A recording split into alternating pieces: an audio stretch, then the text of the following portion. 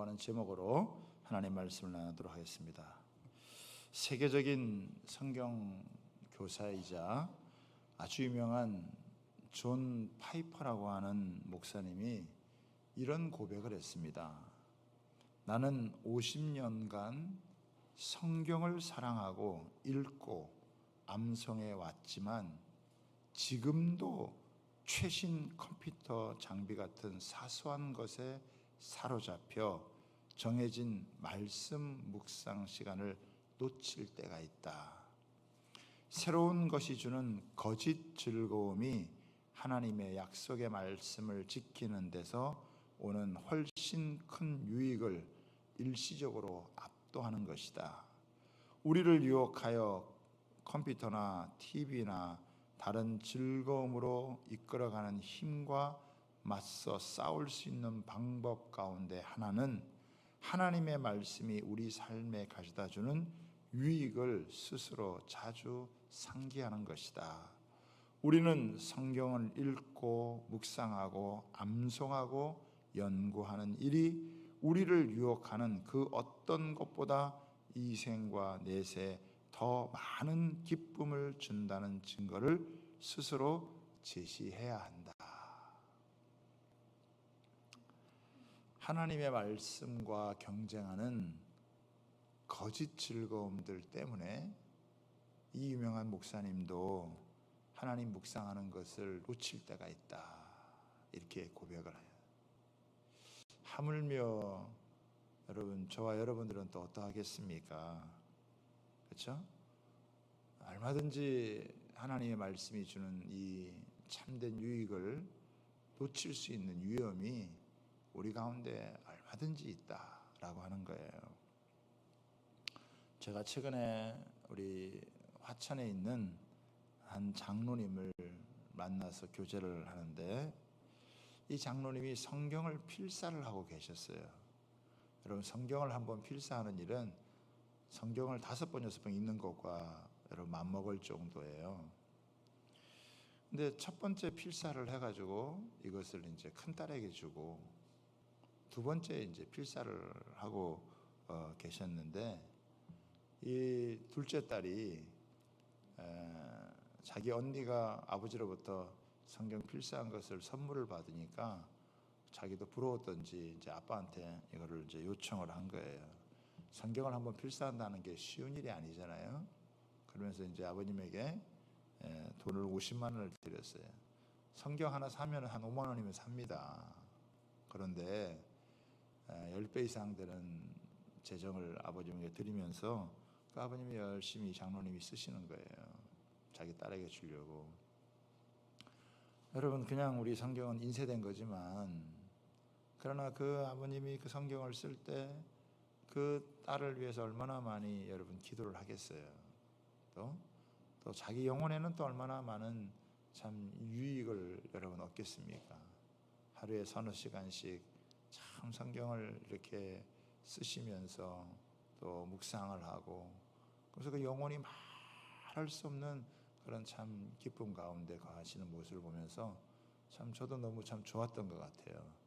그 아버지와 그 딸 사이에 또 이런 일들을 이렇게 말씀을 통해서 이렇게 나누고 하는, 그게 참 아름다운 모습이었고, 제가 보기에도 참 여러분 좋은 모습이었습니다. 오늘 우리가 읽는 이 성경에 보면 하나님에 대해서 두 가지의 모습을 보여주세요. 첫 번째 한번 보겠습니다. 14절 보시죠.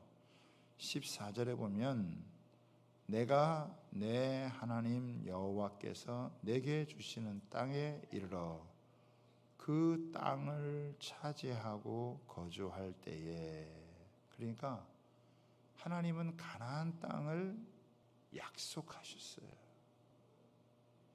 처음에 이 약속을 했을 때 이스라엘 백성들이 얼마나 막막했을까요? 이게 과연 이루어지나 하는 그런 생각도 아마 가졌을 거예요. 그런데 결국 어떻게 됐습니까? 이 가나안 땅을 하나님께서 주셔서 그 땅을 차지하고 거주하게 되는 거예요. 하나님은 어떤 분이시냐? 살 땅을 주시고 살 집을 주시는 거예요. 약속하신 것을 반드시 하나님께서 주시는 분이시다라고 하는 거예요. 처음에는 그 약속이 너무 막막해 보였지만 세월이 지나갈수록 그 말씀이 현실이 되는 것을, 말씀이 성취되어지는 것을 경험하게 되어지는 거예요. 하나님은 한 번 말씀하신 것을 반드시 여러분 이루시는 분이세요. 그들이 살 땅과 집을 주시면서 그들이 평안히 누리며 살아갈 수 있도록 만들어 주시는 거죠. 다시 말하면 하나님은 미래의 소망을 가지고 이끌어 가시는 분이에요. 출애굽에서 나올 때 광야에서 그들이 참 막막했을 것이지만 하나님은 그들에게 소망을 주시고 그것이 현실이 되도록 이끌어 주신 그런 분이시고 이제 그걸 코앞에 두고 있는 거예요. 두 번째는 뭐냐면은 만일 우리도 우리 주위의 모든 민족들 같이 우리 위에 왕을 세워야겠다는 생각이 나거든. 왕을 세워야겠다는 생각이 날 때 하나님께서 그걸 허락하신다는 거예요. 이거는 뭐냐면 하나님께서 이스라엘 백성들의 의견을 존중해 주신다라고 하는 거예요. 원래 이스라엘의 왕은 하나님이시기 때문에 사실은 왕이 필요가 없어요. 그럼에도 불구하고 인간이 불완전하기 때문에 이스라엘 백성들이 우리에게도 지도자가 필요하다, 왕이 필요하다라고 하는 이런 생각을 가질 때 그 왕을 허락해 주신다라고 하는 거예요. 실제로 이스라엘 백성들이 가나안 땅을 점령을 하고 사사시대 동안 350년 동안 이 왕이 없었어요. 그런데 이 왕이 없다가 보니까 항상 대적이 침입해 오면 사사가 일어나서 회복을 했는데 이게 참 불안정한 거예요. 그러니까 이들이 이제 나중에는 왕을 요구를 하게 되어지는 거죠. 사사기 17장 6절에 보면 이렇게 나옵니다. 그때 이스라엘의 왕이 없으므로 사람마다 자기 소견에 옳은 대로 행하였더라. 다 각자 자기 마음대로 행하니까 이게 나라가 제대로 되지가 않는 거예요. 그래서 우리에게도 강력한 지도력이 있는 그런 왕을 허락해달라. 이걸 이제 요청을 하게 되죠. 이제 그럴 날이 온다는 거예요. 하나님은 이미 아는 거죠. 이미 아시기 때문에 그들이 요구할 때 그들에게 허락해 주는 거예요. 그런데 이스라엘 왕과 다른 나라의 왕의 차이점은 뭐냐면 다른 세상 나라의 왕은 그 나라가 자기 나라예요. 자기 소유처럼 생각을 했어요. 그런데 하나님은 이스라엘의 왕을 세울 때 그 왕의 나라가 아니라 하나님의 나라라고 하는 것을 하나님께서 주시켜 주신 거예요. 그래서 이 왕이 할 일은 하나님의 백성들을 하나님의 말씀 앞으로 잘 인도를 하는 거예요. 그렇기 때문에 왕이 되는 조건을 하나님께서 이제 제시를 하시는 거예요. 어쩌면 먼 미래의 일이지만 하나님께서 그들을 향하여서 미리 말씀을 여러분 주시는 거예요. 그래서 이 왕을 선택할 때는 반드시 내 형제 중에서 한 사람을 택하라라고 이야기를 합니다. 이방 나라 사람은 안 되고 이스라엘 형제 중에서 그 한 사람을 택해야 된다. 이렇게 이야기를 합니다. 이건 왜 그러느냐? 이방 나라 사람들이 나라를 통치하는 원리와 이스라엘 백성들이 나라를 통치하는 원리가 완전히 다르기 때문에 그렇다는 거예요. 그리고 여기 보면은 내 형제라 그러잖아요. 왕이지만 뭐예요? 형제라는 거예요.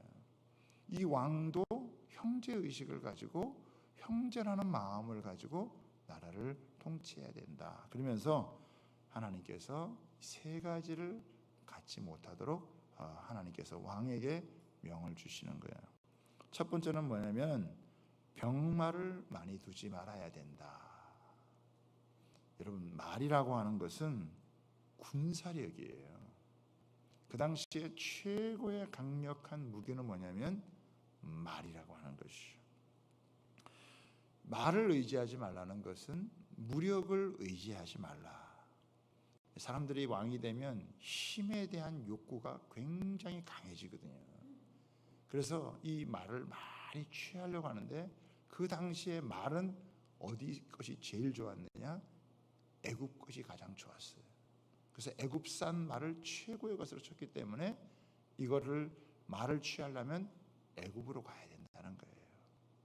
그 애굽과 자주 왕래하는 거, 이것을 하나님께서 하지 않도록 하죠. 이스라엘 백성들이 출애굽해가지고 광야의 길을 걸을 때 사실은 이 광야에서 40년 있을 게 아니에요. 그런데 이스라엘 백성들이 3, 4일 정도만 되면 갈 수 있는 길을 40년 동안 돌았단 말이에요. 출애굽기 13장 17절에 보면 이렇게 나와 있습니다. 바로가 백성을 보낸 후에 블레셋 사람의 땅의 길은 가까울지라도 하나님이 그들을 그 길로 인도하지 아니하셨으니 이는 하나님이 말씀하시기를 이 백성이 전쟁을 하게 되면 마음을 돌이켜 애굽으로 돌아갈까 하셨음이니라. 조금만 안 좋으면, 조금만 어려우면 자꾸 옛날 생각하는 거예요. 옛날로 돌아가려고 하는 거예요. 과거로 회귀하려고 하는 이런 생각이 많았다는 거예요. 여러분, 사실 이스라엘 백성들은 믿음을 가지고 전진해 나가야 되는데 이 생각이 자꾸만 과거로 향하는 거예요. 좀 어려운 일이 생기면 그 어려운 일을 맞닥뜨려서 부딪히고 나가야 되는데 앞으로 나가지 못하고 아이고 옛날에 어땠는데, 그때가 좋았는데, 애굽이 좋았는데, 자꾸 그 생각을 하는 거예요. 이런 생각에 사로잡히지 않게 하기 위해서 하나님께서 절대적으로 너희가 군사력이나 힘이나 사람의 권력 의지하지 말고 옛날로 돌아갈 생각도 하지 말고 하나님만 전적으로 의지해서 앞으로 나아가라 라고 말씀하시는 거예요. 그러니까 우리가 의지해야 될 것이 사람이 아니고 군사력이 아니고 재물이 아니고 하나님만 의지해야 된다라고 하는 것을 지금 얘기하는, 하나님은 자기를 의지하는 자를 절대 버리지 않으세요. 두 번째는 뭐냐면은 아내를 많이 두지 말라라고 하는 거예요. 여러분, 그 당시 왜 이렇게 아내를 많이 두었느냐 하면 이 아내는 정략 결혼을 하는 거예요. 외교 정책을 펴는 거죠. 그래서 결혼을 하게 되면 동맹국이 되는 거예요. 그러니까 여러 나라와 동맹국을 맺으면 어떻게 해요? 여러 나라와 싸우지 않고 평안하게 지낼 수 있는 것 때문에. 그런데 문제가 뭐냐? 그렇게 결혼을 하게 되면 자기가 섬기던 신을 데리고 온다는 거예요. 그러니까 이스라엘 백성들은 순수한 이 단일 신을 섬기는 민족인데 이방 나라의 신을 섬기는 아내가 오면 어떻게 해요? 거기에 혼합 종교가 되어지는 거예요. 그러니까 여기 보면은 아내를 많이 두지 말라는 말에 뭐가 되어 있냐면 17절 한번 보세요. 그에게 아내를 많이 두어 그의 마음이 미혹되게 하지 말고. 그러니까 여기서 보면은 마음이 미혹된다는 거예요. 마음이 뭐예요? 어지러워진다는 거예요. 복잡해진다라고 하는 거예요. 여러분, 솔로몬이 하나님께서 일천번제를 드리면서 하나님 앞에 하나님만을 구했을 때 하나님께서 그에게 얼마나 놀라운 지혜를 주고 그에게 명철을 주고 그에게 뛰어난 걸 많이 주었습니까? 그런데 결국 어떻게 됐어요? 솔로몬이 아내를 많이 두게 되어졌다. 어느 정도 두었느냐? 열왕기상 11장 3절에 보면은 후궁을 700명을 두었어요. 첩을 300명을 두었어요. 여러분, 1000명이나 되는 여자를 둘러싸이고 거기에 그것으로 인해서 우상이 들어오게 되면서 솔로몬이 그 명성을 다 잃어버리게 되어지는 비참함을 경험해요. 하나님께서 뭐라고 말씀하시느냐? 여자를 많이 두지 마라. 너 다른 여자 사귀지 마라. 다른 남자 사귀지 마라. 네 아내로, 네 남편으로 좋게 해야 된다. 세상이 요즘 그렇지 않다 이거예요. 얼마나 이 불륜이 많은지. 그런 것이 미혹해서 어떻게 해요? 절망과 좌절로 결국은 파멸로 빠뜨린다라고 이야기를 하는 거예요. 그래서 이 솔로몬의 마음을 여인들이 그 마음을 돌이키게 만들었다. 정신을 헷갈리게 만들었다. 이렇게 이 솔로몬 이후에 나라가 분열되잖아요. 이 분열의 뿌리가 어디에서 오느냐? 이런 잘못된 결혼에서 오는 거예요. 이세벨 같은 여러분 이방신을 섬기는 여인이 유대에 오니까 그 나라 자체가 완전히 쑥대밭이 된다. 정말 믿음을 갖고 있는 좋은 여인이 한 집안에 들어오는 것과 그렇지 않은 게 얼마나 큰 차이가 나는지 모른다라고 하는 거예요. 세 번째는 뭐냐? 은금을 많이 모으지 말라라고 하는 거예요. 물질적인 욕심을 저버려야 된다. 사실 소유라고 하는 것이 내가 소유하면 이것이 내가 소유를 해서 이것을 내가 다스릴 거라고 생각하지만 사실 물질을 많이 소유하면 소유할수록 그 물질이 사실은 나를 다스리게 되고 나를 지배하게 된다. 내가 그것을 다스리면서 자유할 줄 알았는데 오히려 재물이 자기를 속박하는 것을 경험을 하게 되어지는 거예요. 그러니까 말을 많이 두지 마라, 여자 많이 두지 마라, 재물 많이 두지 마라. 이거 다 뭐겠어요? 하나님 의지해라.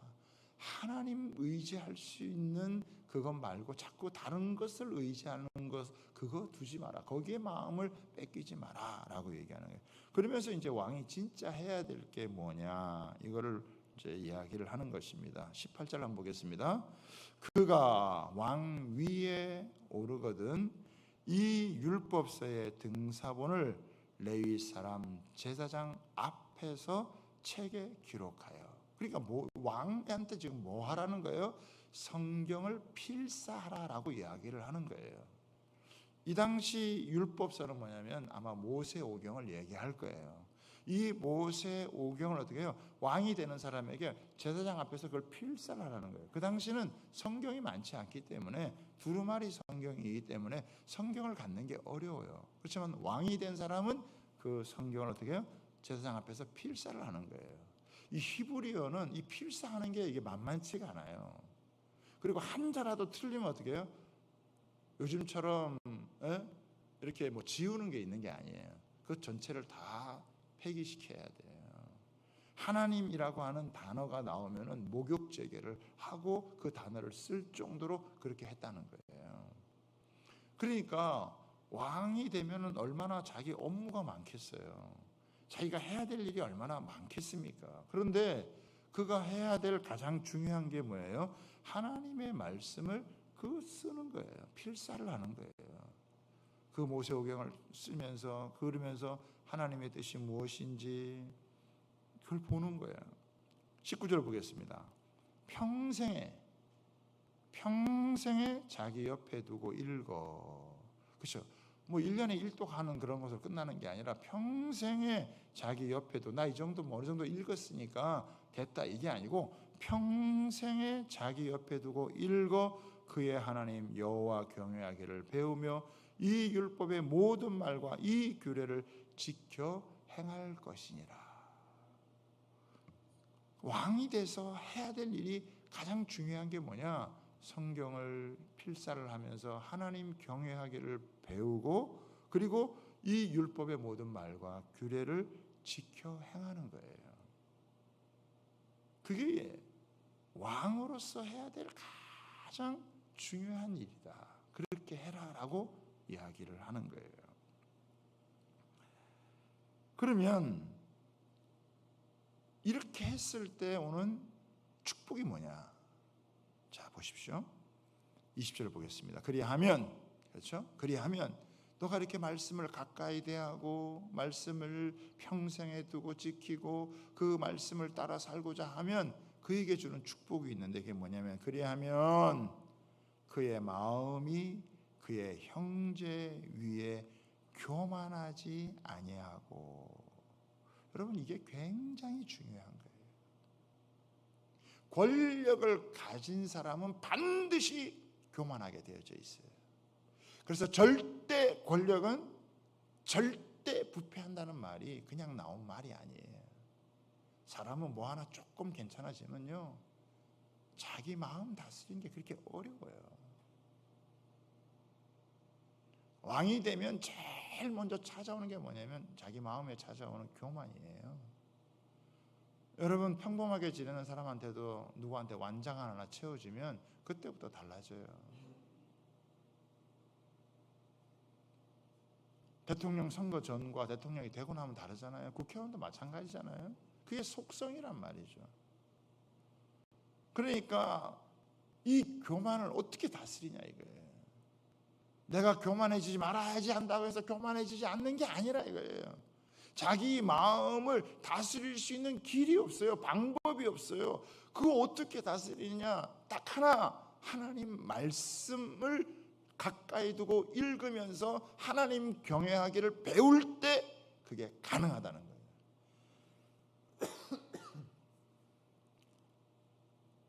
다른 방법으로서는 여러분 불가능하다는 거예요. 다른 사람을 다스리기 전에 너 자신을 다스려야 된다. 네 마음 가운데 있는 교만을, 그거를 다스려야 된다. 은근히 사람 무시하는 거, 은근히 사람 깔보는 거, 은근히 여러분 사람 내려다보는 거, 그거 고쳐야 되거든요. 쉽게 안 고쳐져요. 나보다 다른 사람을 높게 여기는 거, 다른 사람을 존중하는 거, 이게 권력의 자리에 가면 이게 쉬운 게 아니라는 거예요. 이게 마음대로 안 된다는 얘기예요. 그런데 하나님 말씀을 자꾸 들여다보고 그 말씀을 읽으면서 하나님의 말씀은 살았고 운동력이 있어 좌우의 날선 검과 같아서 우리의 혼과 영과 관절과 골수를 찔러 쪼개는데 우리 속에 있는 교만이 우리 가운데 역사하지 못하도록 여러분 하나님의 말씀이 우리를 치료하는 거예요. 이 교만이라고 하는 병은 권력자들만 오는 게 아니에요. 우리 모두에게 찾아올 수 있는 거라는 거예요. 하나님 말씀 앞에서 우리의 마음이 이렇게 다스려지지 않으면 얼마든지 교만해질 수 있고 얼마든지 우월감을 가지고 다른 사람을 무시할 수 있는 것이 우리의 마음이다. 교만은 패망의 선봉이요 겸손은 존귀의 앞잡이다 그랬는데, 겸손하기보다 교만할 수 있는 거죠. 특히 여러분 왕이 됐으니까 얼마나 그게 더하겠어요. 그러니까 하나님께서 너 왕이 됐지?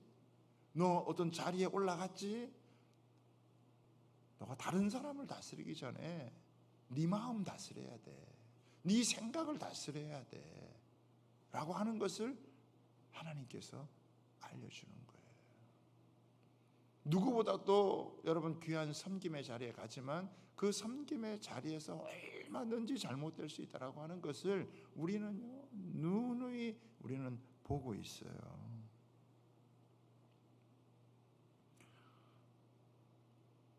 우리나라가 지금 이 우울 위험군이 상당히 지금 높아졌어요. 2019년에는 그러니까 코로나가 있기 직전이죠. 그때는 우리나라 전체 이 우울군이 3% 정도였어요. 그런데 2021년 올해 들어와서 이 우리나라 우울 위험군이 어떤 정도 됐냐면 18%가 됐어요. 그러니까 6배나 지금 증가한 거예요. 주변에 우울감으로 시달리는 사람들이 굉장히 많다는 거예요. 20대는 24%, 30대가 23%예요. 4명에 1명꼴이 우울증으로 시달리고 자살 충동을 느끼고 미래에 대한 소망을 갖지 못하고 막막한 가운데서 어찌할지 모르고 살아가는 거라. 다시 말하면 내 마음인데 내 마음을 내가 다스리고 살아가지 못한다는 거예요. 한편으로는 교만한 마음으로, 한편으로는 우울감에 사로잡혀가지고 자기 마음도 다스리지 못하고 살아가는, 이게 팽배하게 퍼져져 있다고 하는 거예요. 그러다 보니까 아까 얘기했던 것처럼 가짜 즐거움에 마음을 뺏기는 거예요. 이것저것 여러분 나를 즐겁게 해줄 수 있고 나에게 뭔가 기쁨을 줄 수 있는 거 찾아보지만 금방 실증을 느끼고 금방 그것이 아무것도 아니라는 걸 깨닫게 되는 거예요. 그냥 공허함을 느끼는 것이고 다른 방법이 없다. 왕이 되어 나라를 통치하고 다스릴 때 여러분 얼마나 많은 문제들이 여러분 있겠어요. 얼마나 해결해 가야 될 문제들이 여러분 많이 있겠어요. 자 보세요. 20절 다시 한번 보겠습니다. 그리하면 그의 마음이 그의 형제 위에 교만하지 아니하고 그 명령에서 떠나 좌로나 우로나 치우치지 않으리. 여러분 좌로나 지금 우로나 치우치는 일이 얼마나 많아요. 사람들이 지금 극단으로 많이 가고 있다는 거예요. 여러분 균형 잡힌 좌뇌 우뇌가 있듯이 여러분 두 날개가 있어야 양쪽 비상하는 거 아니에요. 이럴 수도 있고 저럴 수도 있고 양면성인데 지금 이 사회에서 양면성을 고려하지 못하고 한쪽으로 확 치우쳐 버리는 거예요. 극단으로 가는 거예요. 자기가 보는 것만 옳다고 생각을 하는 거예요. 이게 왜 그러냐? 하나님의 말씀이 내 영혼의 중심을 잡지 못하면 어떻게 해요? 교만에 빠지든지 우울에 빠지든지 극단에 치우치든지 그렇게 해서 갈라진다라고 하는 거예요. 그리고 상대를 향해서 어떻게 해요? 공격을 하게 되어지는 이런 세상이 지금 만연해 있는 그런 모습이에요. 만약에 왕이 이렇게 되어지면 어떻게 해요? 한 사람의 지도자가 이렇게 되면 나라 전체가 흔들리는 거예요. 가정의 가장이 이렇게 되면 가정 자체가 흔들리는 거예요. 한 공동체의 지도자가 이렇게 되면 어떻게 흔들리는 거예요. 무엇가 우리의 마음을 잡아줄 수 있느냐? 무엇이 우리의 생각을 지켜줄 수 있느냐? 여러분 하나님이 답을 주시는 거예요. 너희들에게 왕이 필요하다고 생각하지, 지도자가 필요하다고 생각하지. 그들에게서 제일 중요한 게 뭐냐? 그들의 마음을 지키는 거야. 육신의 생각에 빠지지 않도록. 이게 여러분 그때 그 왕에게만 필요하겠습니까? 우리에게는 필요하지 않습니까? 우리 사회에는 필요하지 않습니까? 나에게는 여러분 필요하지 않은 건가요? 이상하게 조금만 어려우면은 옛날 생각하고 과거 생각하고 우울감에 빠지고 이래서 안 되겠다 저래서 안 돼, 사람이 축 처지고 늘어져 있고 의욕도 안 생기고 조금만 뭐 된다 싶으면 뭐 막 들떠가지고 난리를 치고 자꾸 극단으로 가는 그런 모습이 너무 많다 이거예요. 하나님의 말씀이 너를 치우치지 아니하게 하고 너를 교만하지 않게 하고 그 말씀이 너를 지켜줄 것이다. 그 말씀을 붙들어라 라고 하는 것을 이야기해 주는 거예요. 그래서 평생에 그 말씀을 두고 읽어 그 하나님 여호와 경외하기를 배우면 그것이 다른 것이 아니라 네 심령 속에서 너를 지켜줄 수 있는 은혜가 있다. 나라는 지키는데 자기 자신을 못 지켜. 그것보다 불행한 게 어디 있겠습니까? 다른 사람을 세우는데 자기 자신이 무너진다. 그것처럼 비참한 게 어디에 있겠어요? 큰 일은 못해도 대단한 일은 못해도 자기 자신을 잘 지키는 것, 자기의 생각과 마음을 잘 지키고 살아가는 이것보다 여러분 중요한 일이 어디 있겠어요? 그래서 하나님 말씀에 집중해라. 저는 이제 8월이잖아요. 오늘 첫날이고 코로나가 있고 날씨는 덥고 하지만 이런 더위 가운데 과일이 또 곡식이 익어가듯이 여러분 이런 더위 가운데 우리가 하나님의 말씀에 좀 집중을 하고 이 말씀을 묵상한다면 이 하나님의 말씀이 주는 그 능력으로 여러분 우리의 인생, 우리의 삶이 아름답게 익어갈 것이라고 저는 믿습니다. 여러분 뭐 다른 대단한 거 하지 않아도 돼요. 이 코로나 시기에 우리가 뭘 많은 걸 할 수 있겠어요? 그러나 한 사람 한 사람 하나님의 말씀을 붙들고 내 평생에 하나님 말씀을 내가 가까이 하면서 하나님 말씀을 내가 배우며 하나님을 알아가기를 소원하고, 그러면서 그 말씀 앞에 다 보죠. 그 말씀이 갈 길을 가르쳐 보이기도 하고요. 그 말씀이 내 영혼을 소생하기도 하고, 그 말씀이 내게 지혜를 주기도 하고, 그 말씀이 내게 위로를 주기도 하고, 그 말씀이 내게 영적인 통찰력을 주기도 하고, 그 하나님의 말씀이 보이지 않는 길을 보게 하는 그런 은혜가 있어요. 그래서 저는 우리 주양교회 성도님들 여러분들 한 분 한 분이 다른 거 아니라 이럴 때 하나님 말씀에 집중하기를 원합니다. 말씀을 더 많이 읽는 분들이 많아졌으면 좋겠어요. 가정에서도 말씀이 있는 소리가 나고, 우리가 모이면 함께 이 말씀을 나눌 수 있는 그런 은혜가 있으면 좋겠어요. 우리 주일학교 또 학생부, 청년부 다 같은 걸 하니까 아이들하고도 이제는 큐티를 하고 나면 대화가 돼요. 저도 아들한테 일어나면은 우리 막내 아들한테도 하준이한테도 너 오늘 큐티 했냐? 그럼 또 애가 뭐 몇 마디 대답하면 그래 이건 또 이런 거지. 나누다 보면은 그 말씀으로 대화가 되는 것을 경험을 해요. 우리 가정들에서 하나님 말씀이 읽어지고, 여러분 나름대로 때로는 막막하고 때로는 답답한 부분도 있고 또 때로는 염려가 되는 부분도 있지만, 그러나 하나님 말씀을 들여다보면 이 하나님의 말씀은요 제한 없이 역사하더라고요. 우리의 모든 생각 깊이 감춰져 있는 우리의 생각과 마음들, 때로는 나 자신도 감지하지 못한 것들이 그 하나님의 말씀이요, 그것들을 하나님이 그 말씀으로 그것들을 제압을 해버려요. 그 말씀의 능력이 내 속에서 역사하는 것을 경험할 수 있다라고 하는 거예요. 제가 조금 아까도 말씀드렸지만 얼마나 조금만 어려우면 옛날 생각하고 부정적인 생각하고 미래를 향하여서 소망을 두고 나아가는, 하나님은 우리를 향하여서 좋은 것을 예비하시고 앞길을 인도해도 그것을 바라보지 못하고 현실에 치우고, 그래서 과거의 옛날 생각이나 하고 있는 거예요. 옛날은 이미 히스토리예요.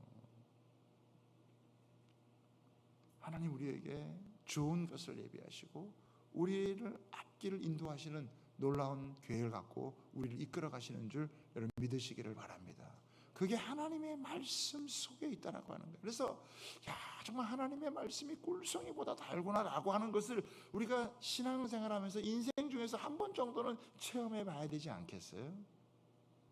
말씀을 읽는 자에게 복이 있다. 말씀을 듣는 자에게 복이 있다. 말씀을 지키는 자에게 복이 있다. 복이 있는 사람은 악인의 꾀를 쫓지 아니하고 죄인의 길에 서지 아니하고 오만한 자의 자리에 앉지 않고 오직 여호와의 율법을 즐거워하여 그 말씀을 주야로 묵상, 그 하나님 말씀을 그냥 묵상하는 가운데 그 말씀이 내 영혼을 치료하고 회복해 하고 여러분 세상을 살아갈 힘을 주고 능력을 준다라고 하는 거예요. 왕에게 다른 걸 하는 게 아니에요. 정치 기술을 얘기하는 게 아니에요. 마찬가지예요. 우리에게 이 땅을 살아갈 수 있는 능력과 힘은 어디에 있느냐? 하나님의 말씀에 있다는 거예요. 그 말씀을 통해 하나님의 음성을 들을 수 있는, 그 사랑하는 주님의 음성을 들을 수 있는, 그 주의 음성이 들을 수 있을 때 그때 여러분 영혼이 소생하고 힘을 얻게 된다는 거예요. 링컨이요 십계명을 자기 인생 가운데 십계명을 기록을 하고 그 십계명을 나름대로 지키면서 살려고 결단했던 모습이 여러분 있는데 이렇게 나와 있습니다.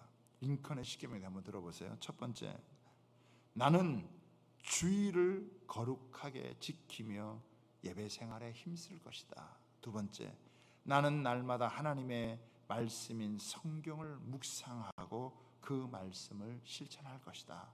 세 번째, 나는 도움을 베풀어 주시는 하나님 아버지께 날마다 겸손히 기도할 것이다. 네 번째, 나는 나의 뜻이 아니라 하나님의 뜻에 순종할 것이다. 다섯 번째, 나는 하나님께서 베풀어 주신 은혜를 기억하며 감사할 것이다.